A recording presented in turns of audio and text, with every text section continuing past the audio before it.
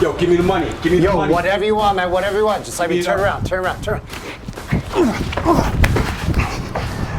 Do you know what to do when faced with a gun?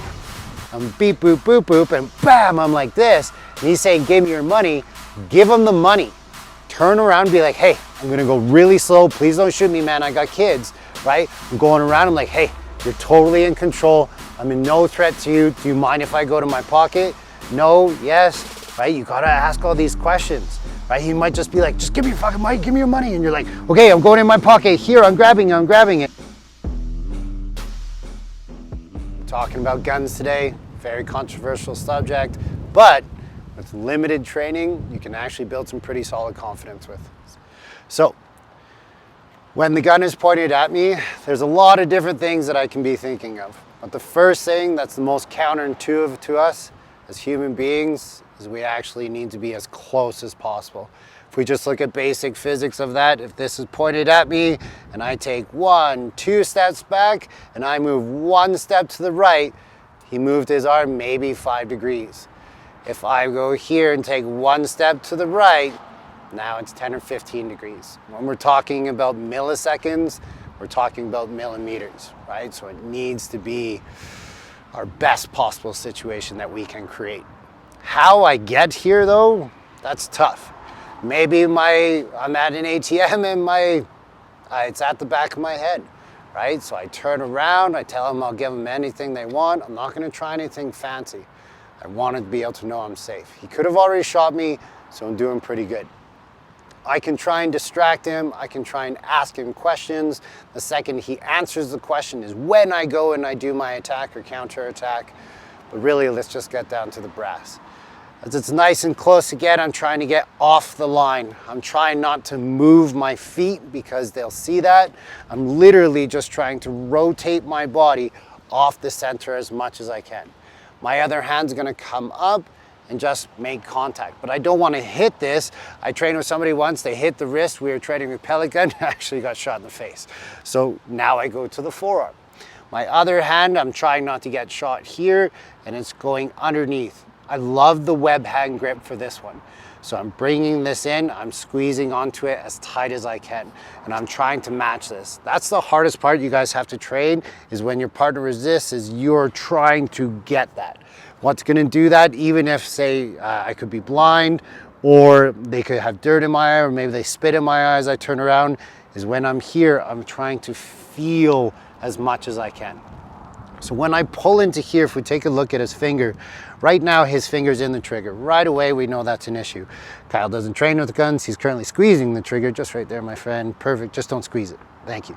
So while this is here in this position, there's a lot of different ways that we can maneuver the weapon. But instinctually, you may just move to the left and go to grab it. So when I grab it, I want this to be as tight as my chest as possible. Out here, I'm using my muscles to fight. In here, I'm using more of my core muscles to fight, so it should be stronger. When I'm ripping or I'm grabbing onto this, don't think about peeling their finger. Don't think about anything else but just getting really ferocious with your turn.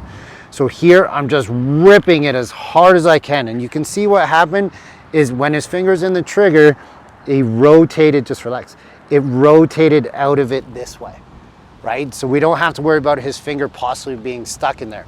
What we do have to worry about though is as the pressure comes in and hits the trigger, that could actually fire a round off. So this is why in this motion, I'm not doing anything that's gonna laze my face. It's gonna be turned away from me as long as I can.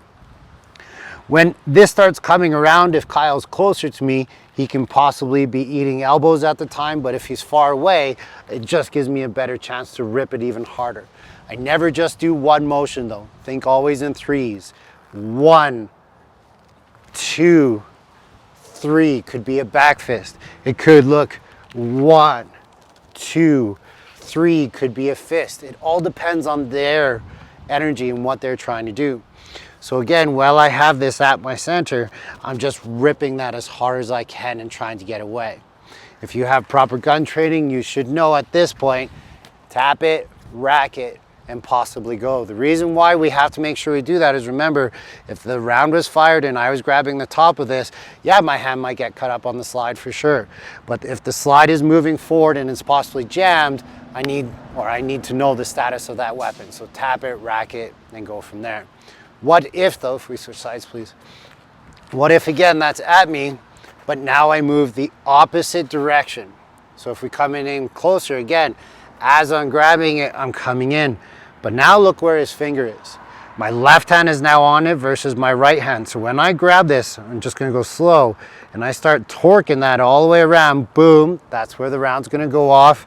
And if it continues to torque as hard as I can, we tend to see the pistol guard itself actually causing a bit of a joint manipulation.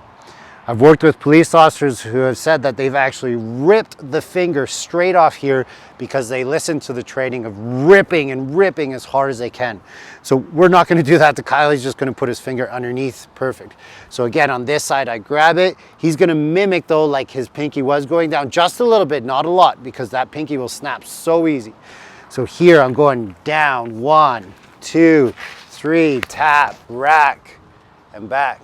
Notice how I'm always getting distance on that. I'm never staying still. I'm learning how to do it. But if you know guns, you know what you should be doing. So again, this time I'm rotating the opposite direction. I come in, his finger happens to be in there. We know what's gonna happen. Grab it hard, rip it as tough as you can. Remember at this point here, if his finger wasn't here, put your finger back. Say if he just went down like that, it might be down and just putting pressure into him and maybe getting away. He let the gun fall out of his hand. They're a nice guy, but it's not always the case, right? It's gonna be a little bit different.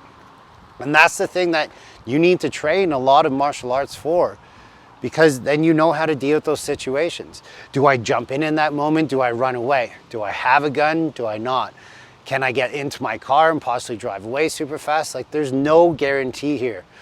What really comes down to though is I've done a lot wrong if this person can get this close to me with a gun. And that's why in hostage negotiation situations, sometimes, like I'm 4 paces right now, sometimes it can take a police officer 40 minutes to be able to get close enough where they're not actually getting shot, right? Not 40 minutes, 40 hours. Like it could take forever.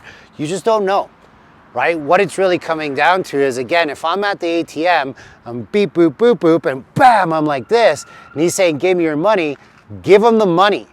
Turn around and be like, hey, I'm gonna go really slow. Please don't shoot me, man. I got kids, right? I'm going around, I'm like, hey, you're totally in control. I'm in no threat to you. Do you mind if I go to my pocket? No, yes, right? You gotta ask all these questions. Right? He might just be like, just give me your fucking money, give me your money. And you're like, okay, I'm going in my pocket. Here, I'm grabbing it. And as I go, boom, maybe that gives me a chance. You see what happened there? He had a super lazy grip on the gun. So when I actually went and I hit this out of the way, the gun did shift. If his finger was in there, it would have been shot. Like, there's no guarantee. There's no guarantee when it comes to martial arts, but there's chances. And we want to try and give a chance, because at any point, I could turn around and he says, bang, it's much easier, I'll just take it. If he's already seen me take the money out of the ATM. So there's a lot more situational awareness here than it is necessarily techniques, right? But one more time, we set, we rotate, we try and get in as quick as we can, we grab it, we rip it, put something on them, get some distance, and engage if need be. It's not easy. Have fun training.